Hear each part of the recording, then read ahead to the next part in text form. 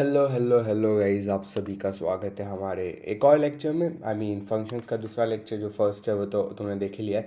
Second lecture इसके अंदर हम फाइनली पढ़ने वाले फ्लो ऑफ एग्जीक्यूशन को एंड स्कोप ऑफ वेरिएबल को। सो फ्लो ऑफ एग्जीक्यूशन थोड़ा सा दिल को प्यारा टॉपिक है, टू बी ऑनेस्ट, बिकॉज मज़ा आता है कि कोड किस तरह से वर्क कर रहा है। वो चीज़ जानने में मुझे तो मज़ा आता है, तुम्हारा पता नहीं, पता चल जाएगा आगे पढ़ेंगे तो। So basically flow of execution हम यहाँ पे हम देखते हैं उसका टॉपिक कहाँ पे स्टार्ट किया था। डेफिनेशन तो मैं तुम्हें बताई थी दैट बेसिकली एक कोड जो है उसमें फ़्लो कहाँ पे जा रहा है, कौन सी लाइंस को पहले वो नोटिस आउट कर रहा है, वो हमारा फ्लो ऑफ एग्जीक्यूशन होता है। एंड ये रहा टॉपिक। एक फंक्शन कॉल के अंदर मतलब बेसिकली लोग बनाना चाह रहे थे। एंड एक एग्जीक्यूशन फ्रेम बोला था। एग्जीक्यूशन फ्रेम क्या, ब्लॉक किस चीज़ में एग्जीक्यूट होता है, एक एग्जीक्यूशन फ्रेम के अंदर। उसमें ये सारी अलग अलग चीज़ें होती हैं। हम राइट फ्लो ऑफ एग्जीक्यूशन देखते हैं।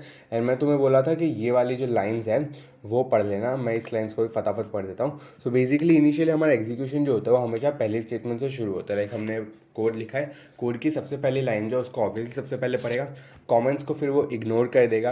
एंड अगर वो फंक्शन डेफिनेशन है तो वो सिर्फ फंक्शन हेडर को पढ़ेगा, उसके नीचे के लाइंस को इग्नोर कर देगा।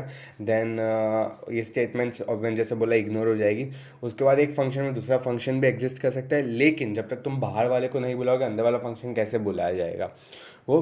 देन एक कोड लाइन में अगर तुम्हारा फंक्शन कॉल आता, तुमने फंक्शन बना तो दिया, तुम फंक्शन को बुला रहे हो, तब फंक्शन उस फंक्शन हेडर पे जंप करता है और फिर फंक्शन बॉडी में ज्वाइन कर जाता है।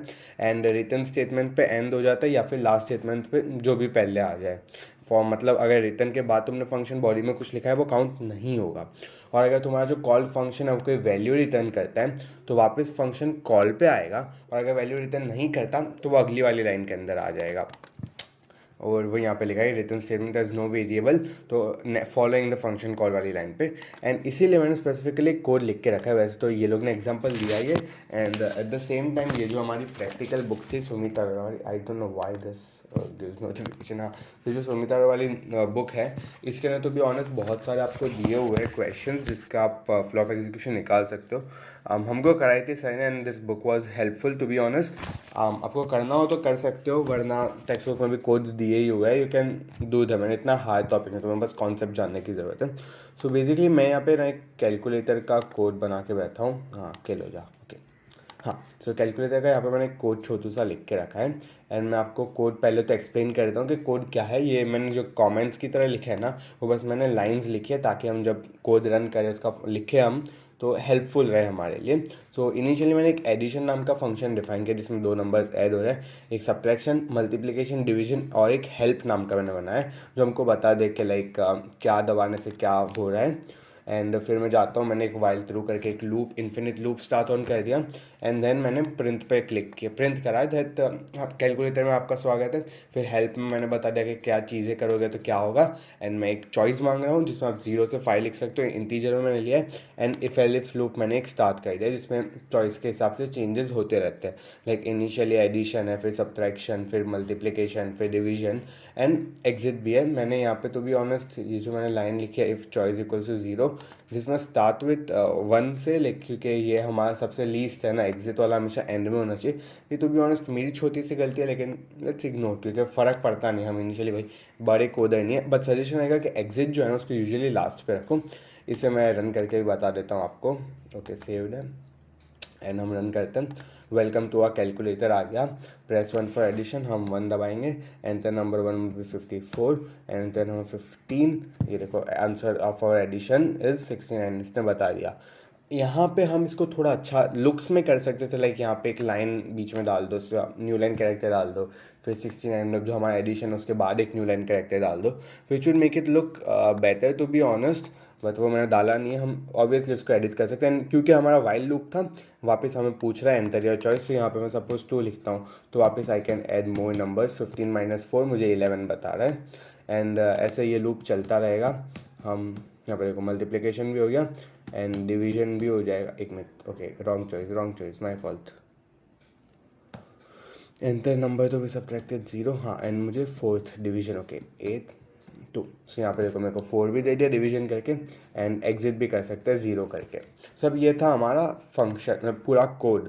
अब इस कोड का फंक्शन हम देखते हैं फ्लो ऑफ कंट्रोल कैसे चलेगा। नाउ एक पेन एंड पेपर ले लो जिसके ऊपर तुम लिख सको तुम्हारा जो फ्लो ऑफ एग्जीक्यूशन है वो कैसे जा रहा है। मैं स्क्रीन पे यहाँ पे लिख पाऊंगा तो बार बार ऊपर नीचे आना होगा, लेकिन तुम फॉलो करते रहो मेरे को, मैंने कमेंट्स में लाइन बताई है। सो जैसे कि हमने बोला था इनिशियली पहली लाइन से स्टार्ट करेगा, सो ऑब्वियसली #1 से स्टार्ट होने वाले कैलकुलेशंस, और क्योंकि ये फंक्शन हमने डिफाइन किया है तो सिर्फ फंक्शन हेडर को पढ़ेगा। तो फर्स्ट ऑफ ऑल वो लाइन नंबर 1 को रीड करेगा and then we will move on. तो हमारा अगला आगे जाते जाएंगे, फंक्शन बॉडी को इग्नोर, खाली लाइन इग्नोर, एंड हमारा सब्ट्रैक्शन वाली लाइन आती है तो इसलिए हमारी जो लाइन 5 है तो अगली 1 के बाद 5 होगा, वापस function body ignore and 9th line पे आएगा 9 function body ignore and 13th पे आ जाएगा। क्यों ये टेलीग्राम नोटिफिकेशंस क्यों दे रहा है, दिस फील्स एम्बेरसिंग। हाँ, सो 13 एंड 13 के बाद 17th पे आ जाएंगे हम, क्योंकि वापस नीचे का इग्नोर कर रहे हैं। एंड देन हमारा वाइल लूप स्टार्ट हो जाता है, वाइल लूप इज़ बेसिकली 25। अब उसके नीचे की वाइल लूप के नीचे अब तो फंक्शन हेडर नहीं है तो हम उसके अलग लाइन से डायरेक्ट स्टार्ट होती जाएगी। सो 25 के बाद 26 एंड 26 के बाद हम आ रहे हैं 27 पे विच इज़ हेल्प। इसको यहाँ पे मैं लिख देता हूँ 27 help. Now the thing is help is a function call. So अब यहाँ से ये जंप करेगा हेल्प वाले फंक्शन हेडर पे and we will come on to line number 17। तो 27 के बाद हम जाएंगे 17 पे एंड उसके बाद फंक्शन बॉडी जो उसको एनकाउंटर करते जाएंगे, यानी 18, 19, 20, 21, फिर 22 और 23। तो ऐसे हमारा 17 के बाद तो तुम लाइंस लिखे लो 18, 19, 20, 20 के बाद 21 और 21 के बाद 22 एंड देन 23। अब यहाँ पे तुम नोटिस करोगे हमारा जो हेल्प वाला फंक्शन था उसमें हमने रिटर्न को नहीं लिखा है। सो अब क्या होगा 23 के बाद ये आ जाएगा 28 पे, ना कि 27। तो 23 के बाद तुम लिखना 28 लिखा। अब यहाँ पे हम चॉइस ले रहे हैं एंड देन एक if L if loop start हो जा रहा है, तो उसके बाद तो ऑब्वियसली वो चॉइस पे डिपेंड करेगा। सो हम हमारे कैलकुलेशन जो हम सोच रहे हैं उसके लिए हम लेते हैं कि सपोज यूजर ने चॉइस ऐड की 1, हम एडिशन वाला एग्जांपल ले रहे हैं और हर एग्जांपल का उस हिसाब से वर्क करता जाएगा। तो सपोज हमारी चॉइस 1 थी तो 28 पे इसने चॉइस ले ली एंड देन वो जंप ऑन कर जाएगा हमारे ये वाला विच इज़ 31st लाइन पे। सो 28 के बाद 31 पे आएगा एंड नीचे आता जाएगा तो फिर it comes on to 32 and उसके बाद wait let me do something and हाँ, सो अच्छा है मेरे दिमाग में डाउट आ गया, गलत बोल दिया था मैं थोड़ा। सो हमारा वो 28 के बाद 29th लाइन को चेक करेगा दैट हमारी जो 29th लाइन है वो वाली सिचुएशन करेक्ट है या नहीं। तो 28 के बाद 29 पे आएगा एंड क्योंकि 29 हमारी स्टेटमेंट ट्रू नहीं है, वो 0 के इक्वल नहीं है, इसलिए वो जाएगा हमारे आगे विच इज़ लाइन नंबर 31 पे एंड लाइन नंबर 31 को चेक करेगा। हमारी लाइन नंबर 31 तो ट्रू है इसलिए लाइन नंबर उसने 31 किया, 31 के बाद 32 आ जाएगा, 32 के बाद 33 भी रन करेगा एंड फिर आ जाएगा हमारा 34 पे। सो हम 31, 32, 33 एंड 34।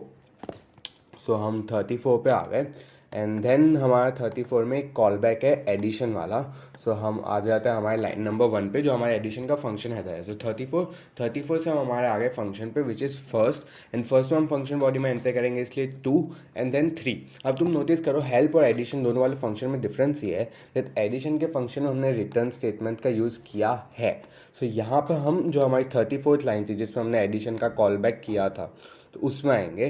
सो 34th जो है उस लाइन पर हम वापस आते हैं। सो 34 फिर 1 फिर 2 फिर 3 अगेन 34 पे हम आएंगे। सो 3 के बाद इट्स 34 एंड देन हमारी अगली लाइन विच इज़ 35th में जाएंगे। अब 35 हुआ एंड इसके बाद आगे वापस कंडीशंस चेक करता जाएगा।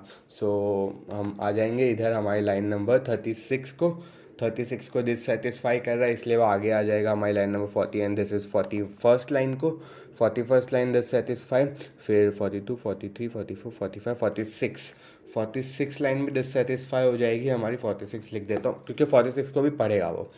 देन वो 47 डिससेटिस्फाई, 47 नहीं पड़ेगा, 48 नहीं पड़ेगा, 49 नहीं पड़ेगा, 50 नहीं पड़ेगा, 50 वाली लाइन लिखेगा।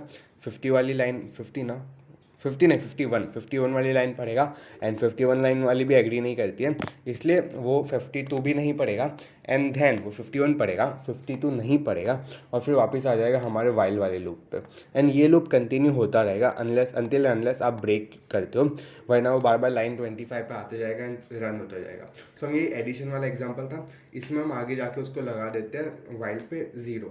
तो हम 51 पे आए, 51 के बाद again goes to 25 and it was true, तो 25 के बाद 26 लेगा, 26 के बाद वापस 27 पे आ जाएगा, एंड 27 पे आता हमारा जो हेल्प वाली थी लाइन्स, हमने आगे लिखा होगा तुमने, तो 17, 18, 19, फिर 20, फिर 21, फिर 22 और 23 भी हो गया, एंड 23 के बाद हम वापस 28 लाइन पे आ जाएंगे।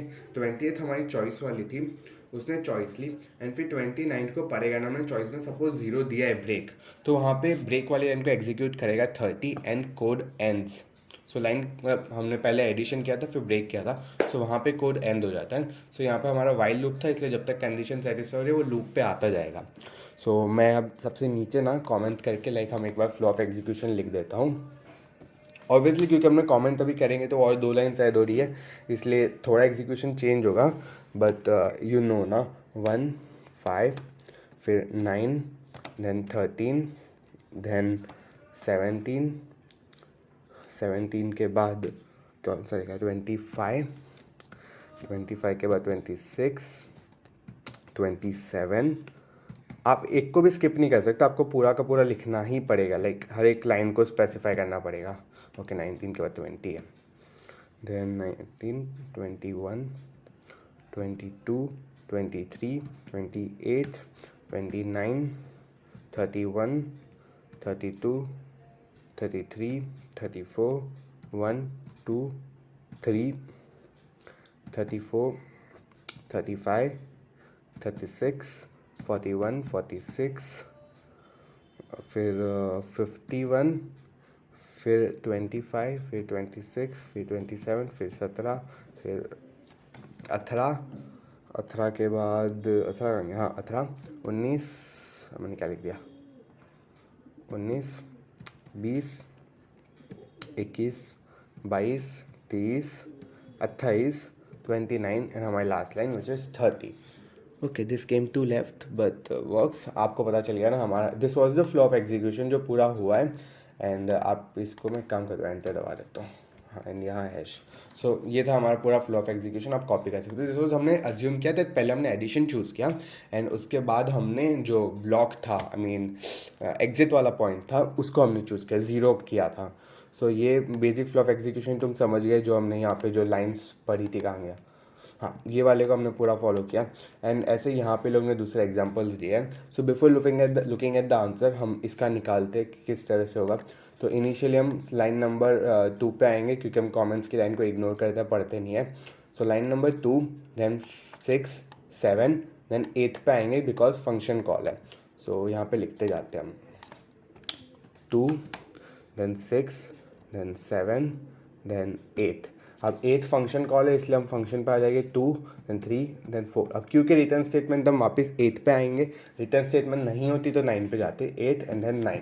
सो ये हमारा आंसर है। नीचे जाके देखते हैं ये लोग ने क्या आंसर दिया है। 2 6 7 8 2 3 4 8 9 हमारा आंसर सही है, देखा। सो तुम समझ चुके हो फ्लो ऑफ एग्जीक्यूशन कैसे करना है। अगर नहीं भी समझा है ना तो लाइक पॉसिबिलिटी है, बिकॉज जब मैंने फर्स्ट टाइम इस टॉपिक को दोस्तों को पढ़ाया था उनको नहीं समझा था first time, because it takes a little practice. ऐसे ही आगे भी इसमें कोड्स दिए हुए हैं, उन कोड्स को सॉल्व करो, and if you have this book definitely इस बुक्स के जो क्वेश्चंस है उनको सॉल्व करो। You will get to know कि अलग अलग फ्लो ऑफ एग्जीक्यूशंस जो थे वो कौन कौन से थे। इनफैक्ट यहाँ पे एक दिया हुआ है फंक्शन, एंड उसमें लिस्ट का यूज़ है। तो एक काम करते हैं हम इस लेक्चर में उस फंक्शन को अभी के अभी हम लिखते हैं, एंड इसे मैं पहले तो किल करता हूँ। ओके एंड आइडियली कि मैं इसको सेव कर देता हूँ एंड एक नई फाइल बनाते हैं हम, कुछ उसमें लिखते हैं। नो थिंग इस वाले फंक्शन को हम रन करेंगे बिकॉज इसमें हम लिस्ट का यूज़ कर रहे हैं, एंड आई वांट कि तुम लोग को थोड़ा एक्सपीरियंस भी हो। सो इसीलिए मैं इसको कर रहा हूँ, वरना तो मैं इसे भी स्किप ही कर देता ना, मेरे लिए तो कम मेहनत है। Code lecture Python coding list flow of execution, हाँ परफेक्ट सेव। हाँ अब यहाँ पे जो लिखा है ना कोड, वो मैं सेम टू सेम अभी स्क्रीन पे लिखूंगा और मैं तुम्हें समझाते भी जाता हूँ. सो डेफ हम पहले तो फंक्शन का नाम देंगे माई फंक, एंड हम पैरामीटर्स सेट करेंगे. यहाँ पैरामीटर्स हम दो ले रहे हैं. एक तो वन लिखा है, वन लिखा है, एल लिखा है, एल है, L L L L comma V, मतलब हमारे दो पैरामीटर्स हैं.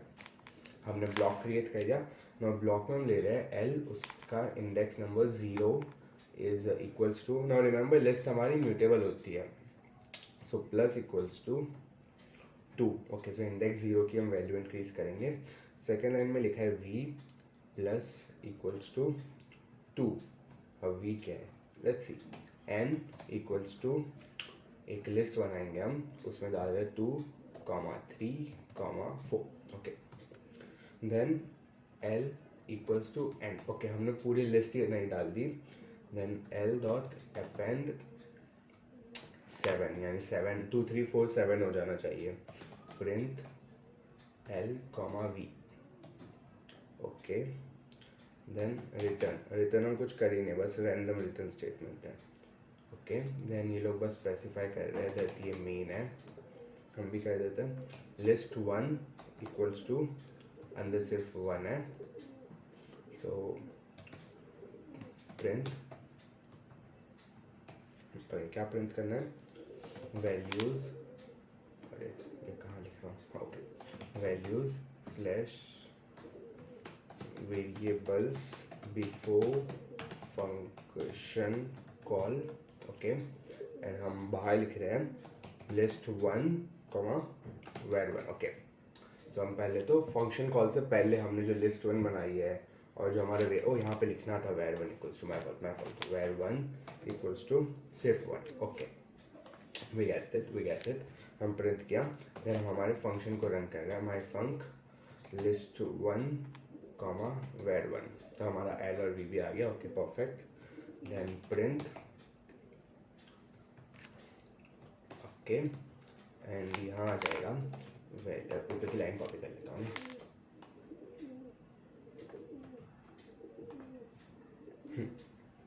आफ्टर. ओके, इसे हम रन करते हैं. हमने पहले से ही डाला था ऑफिस, एक minute, undetermined. Okay, my fault. हाँ, ओके, इसे हम रन करते हैं. ओके, डबल गलती हो चुकी है. हाँ, फाइनली रन हुआ. So before function call it was 1 and 1. And हाँ, सो बेसिकली ये कोड जो बता रहा था, तुम नोटिस करो, हमने इनिशियली क्या किया, एक लिस्ट 1 बनाई, एक वेरिएबल 1 बनाया जो हमने यहाँ पे बताया हुआ है. लिस्ट में सिर्फ 1 है एंड वेरिएबल नॉर्मली हमारा सिर्फ और सिर्फ 1 है.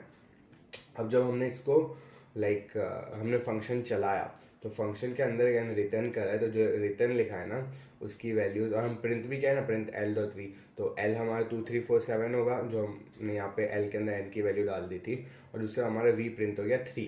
पर तुम यहाँ पे नोटिस करो, जो हमने एल के अंदर एक चेंज किया था कि एल का जो इंडेक्स 0 है उस पर 1 + 2 हो जाए, विच इज़ 3, एंड लिस्ट हमारी म्यूटेबल होती है, जबकि हमारा जो वी वेरिएबल था वो इंटीजर था एंड इट्स इम्यूटेबल.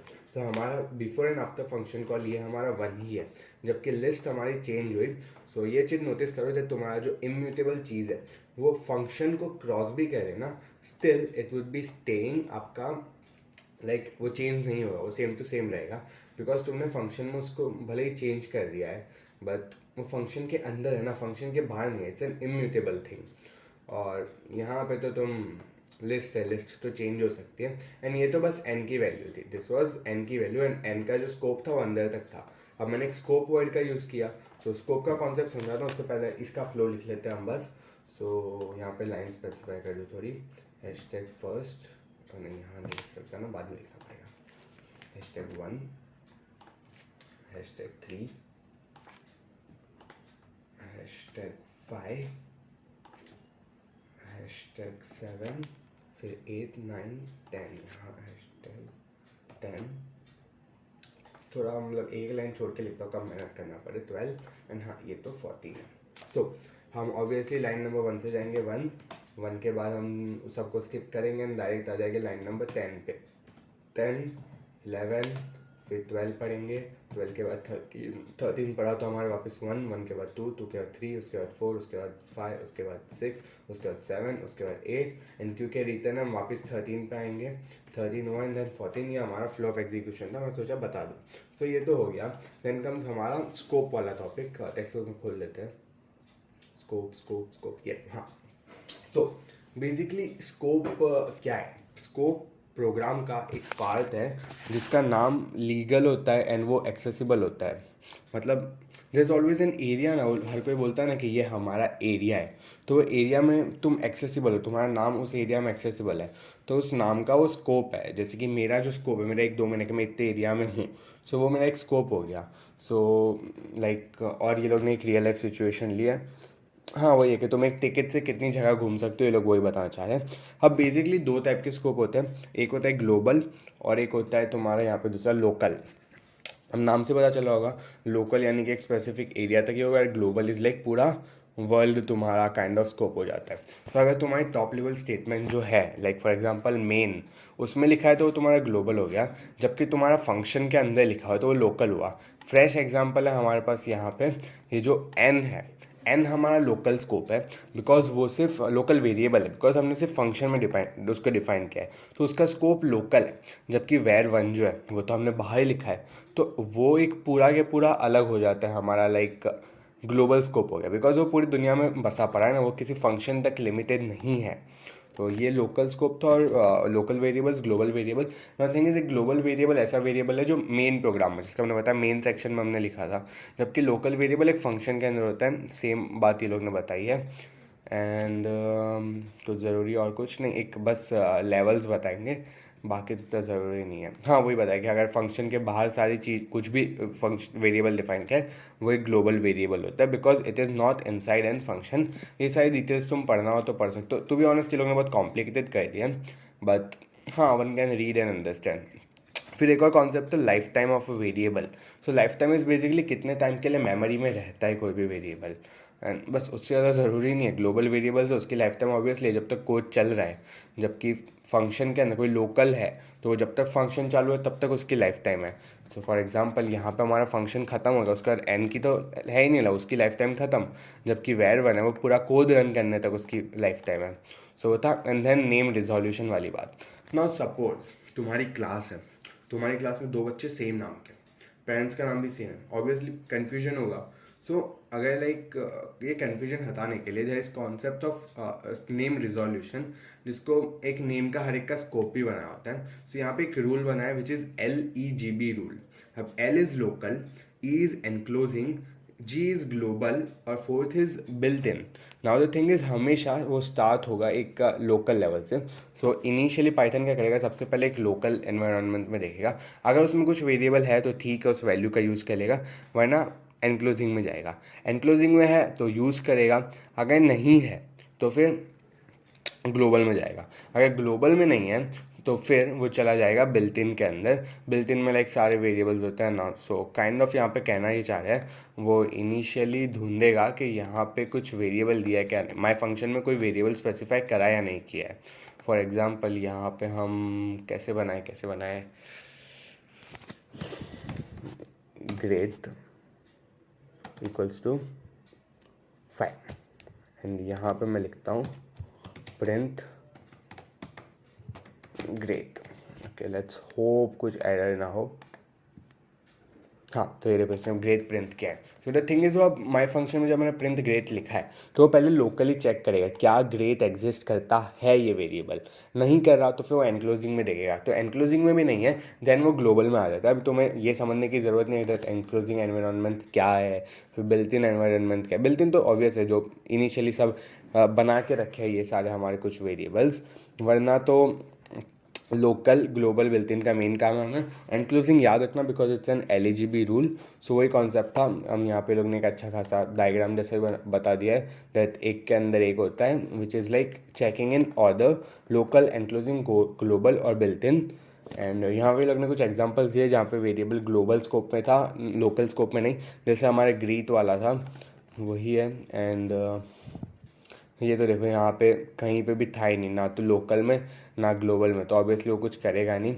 एंड अगर ये ऑब्वियसली क्वेश्चन था दैट वेरिएबल तुम्हारा लोकल में भी है ग्लोबल में भी, ऐसे क्वेश्चन ऐसे सिचुएशन में क्या होगा, तो लाइक पाइथन हायर स्कोप को यूज़ नहीं करेगा क्योंकि वो एक असाइनमेंट स्टेटमेंट है। तो जब तुम इंदर यूज़ कर रहे हो जिसके एल इक्वल्स टू एन था, तो यहाँ पे वो एन को यूज़ करेगा फंक्शन के अंदर, तुम्हारे लिस्ट वन को नहीं। तो वो जितना भी लोअर हो ना उतना जा सकेगा। लाइक अगर लोकल और ग्लोबल दोनों दिया हुआ है, it will prefer local. But अगर तुम्हें चाहिए कि तुम्हें ग्लोबल यूज़ करना है, देन यहाँ पे हमारे पास एक छोटू सा फंक्शन आता है विच इज़ कॉल्ड ग्लोबल।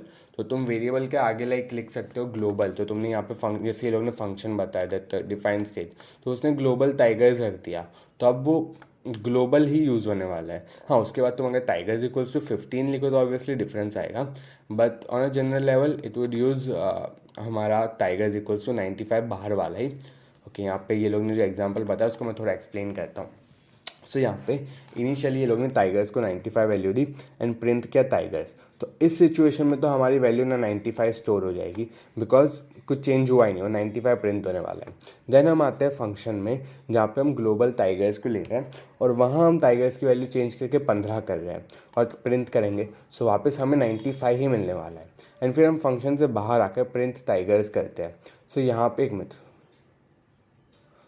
हाँ, हमने वो मॉडिफाई किया 95 को 15 कर दिया है। सो यहाँ पे हमें 15 मिल जाएगा। एंड क्योंकि हमने ग्लोबल वेरिएबल को यूज़ किया था, तो हम ग्लोबल टाइगर्स को यूज़ करें तो वो टाइगर्स की वैल्यू चेंज हो गई एंड नाउ हमारा टाइगर्स जो है वो 15 बन जाता है। अगर हमने वहाँ ग्लोबल नहीं लिखा होता ना तो ये तीसरा वाला 95 होता, बट क्योंकि हमने ग्लोबल लिखा है तो वो ग्लोबल हर जगह यूज़ होता है। तो फंक्शन के अंदर भी अगर टाइगर्स की वैल्यू चेंज करते हो, सो लाइक हम एग्जाम्पल लेते हैं यहाँ पे एक छोटू सा, इसी को बनाते हैं। Okay, print great, print great हो गया। एंड सपोज मैं यहाँ पे लिख देता हूँ great equals to plus equals to लिख दो ना 10।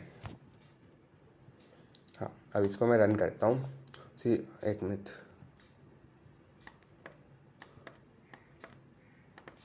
हाँ, local variable great reference before assignment, what does it want to से।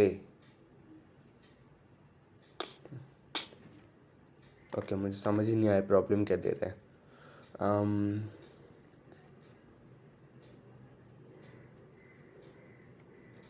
ओह हाँ, इसका कहना है कि हमने असाइन ही नहीं किया है ना ग्रेड को। सो अगर मैं यहाँ लिख देता हूँ ग्लोबल ग्रेड, हाँ ओके, रन करना था इसे। हाँ, सो यहाँ पे देखो 5 और फिर 15 आ गया। अब इसके बाद भी अगर मैं यहाँ पे भी लिख दूँ ना प्रिंट ग्रेड, तो यहाँ पे मेरे को 15 ही मिलने वाला है। देखना 2 बार 15 आ जाएगा। देखो 15 आ गया। बट सपोज़ मैं यहाँ पे लिखता हूँ सिर्फ ग्रेड इक्वल्स टू 15 लिखता हूँ ना तो 25 हो जाएगा। सो यहाँ देखो 5 25 5 बिकॉज इम्यूटेबल है, तो वो सिर्फ यहाँ जो अंदर ग्रेड बना है ना सिर्फ उसी की वैल्यू चेंज हुई है। जबकि हमने ग्लोबल यहाँ पे लिखा था ग्लोबल, तो वो वैल्यू ही चेंज हो गई। सो लाइक अब फिर वो बाहर भी अगर तुम यूज़ करोगे उसकी वैल्यू चेंज हुई पड़ी है। एंड वही काइंड ऑफ इस पॉइंट का था ये ग्लोबल का। To be honest global suggested नहीं है एंड सुमित अरोड़ा भी सेम बोलती है बिकॉज गुड प्रोग्रामिंग प्रैक्टिस नहीं है। तो ग्लोबल वेरिएबल्स को ग्लोबल रखो, लोकल वेरिएबल्स को लोकल रखो। कहते हैं जिसका काम उसी को साझे, वो वाले कॉन्सेप्ट को थोड़ा सा फॉलो करो। एंड यही बात थी म्यूटेबल इम्यूटेबल प्रॉपर्टीज़ वाली जो अभी काइंड ऑफ हमने एक्सप्लेन की। ज़्यादा ज़रूरी नहीं उसको डिटेल में पढ़ने की बिकॉज सिलेबस में भी उसको वैसा डिटेल में बोला नहीं है। कॉन्सेप्ट के लिए हम पढ़ सकते हैं। इन शॉर्ट में ये लोग ने जो एंड में बताया हुआ है ना वो वाला काम की चीज़ है, उसको पढ़ लेते। कहाँ गया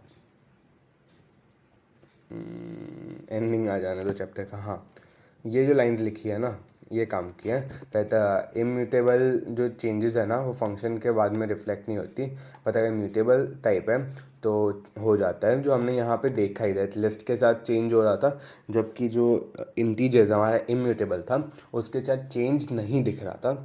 एंड वो इम्यूटेबल कॉन्सेप्ट था।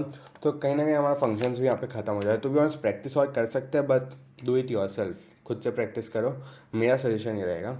आगे अब फाइल्स भी है एंड डेटा स्ट्रक्चर्स भी है। लेट्स सी, आपको लेक्चर में पता चल जाएगा कौन सा टॉपिक आ रहा है। If you want something first comment में बता देना, बट जब तक कि अपलोड होगा तब तक शायद मेरा अगला लेक्चर रिकॉर्ड भी कर लिया। बट या टेल, लेट्स सी अगला टॉपिक कौन सा आता है।